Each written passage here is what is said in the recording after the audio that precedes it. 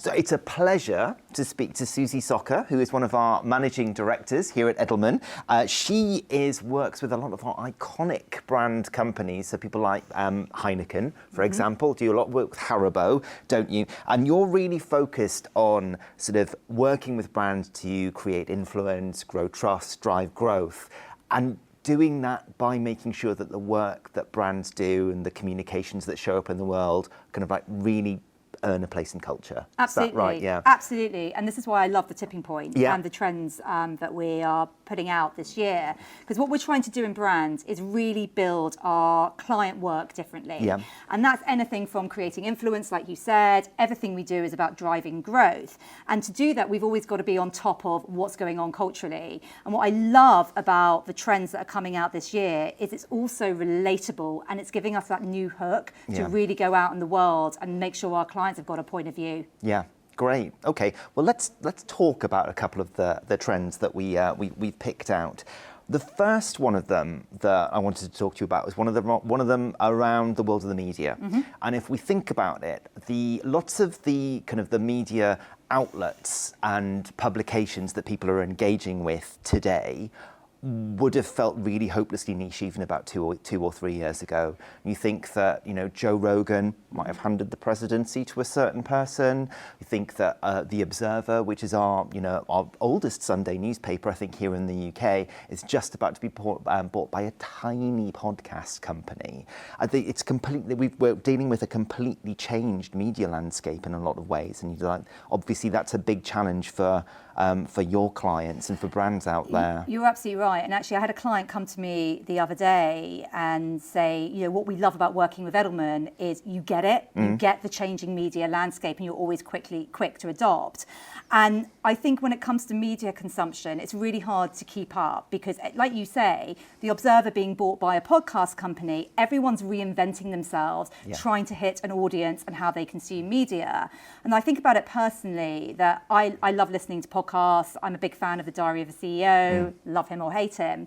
And when I see that he's interviewing someone really interesting, someone that I really want to hear their point of view, and then I see it's 2 hours long. How am I fitting that into my day? So I think that what we all need to do as media consumers is take that responsibility on, right, this is of interest to me, this is of interest to my teams, this is something the clients are going to benefit from. How do I find time in my life to either take a walk for an hour and a half to listen to that podcast or really get a snippet in 5 minutes from one of the kind of more niche titles?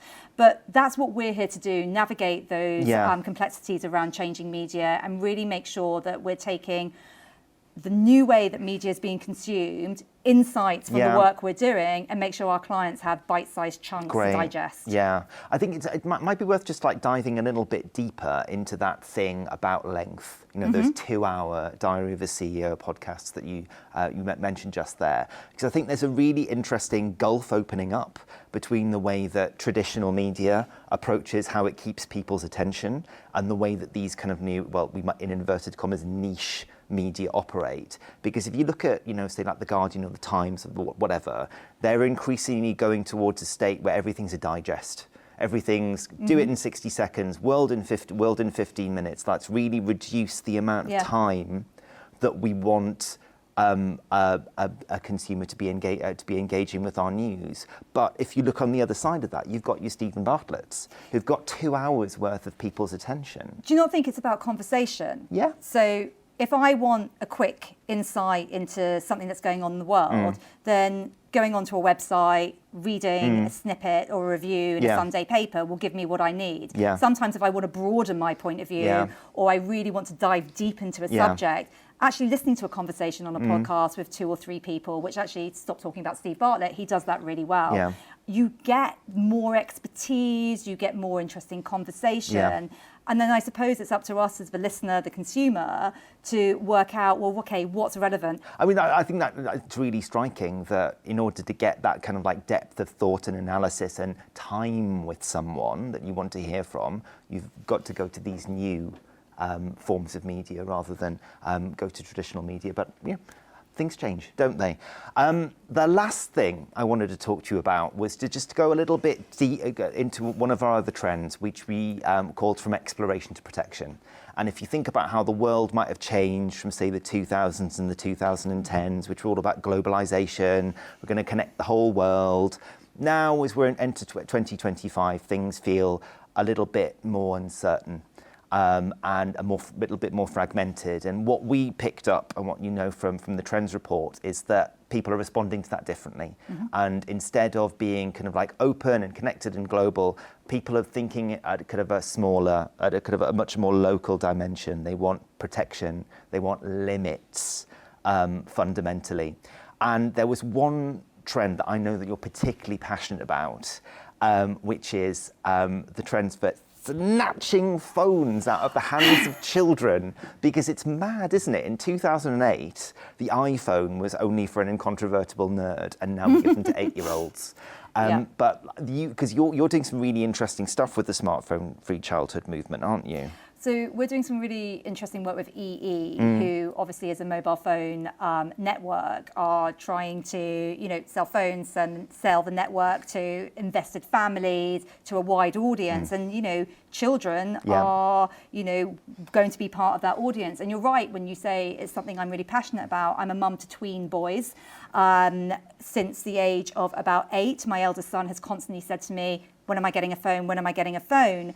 And our lives are consumed by digital technology, by screens. It's the biggest argument we're having in our house. It then goes into gaming, then it goes into AI, and half of me as a mother is like, oh my gosh, you're embracing AI. I'm so proud of you. But that's another reason for you to take the phone. We've actually now banned mobile phones for the children until they're 13. Right.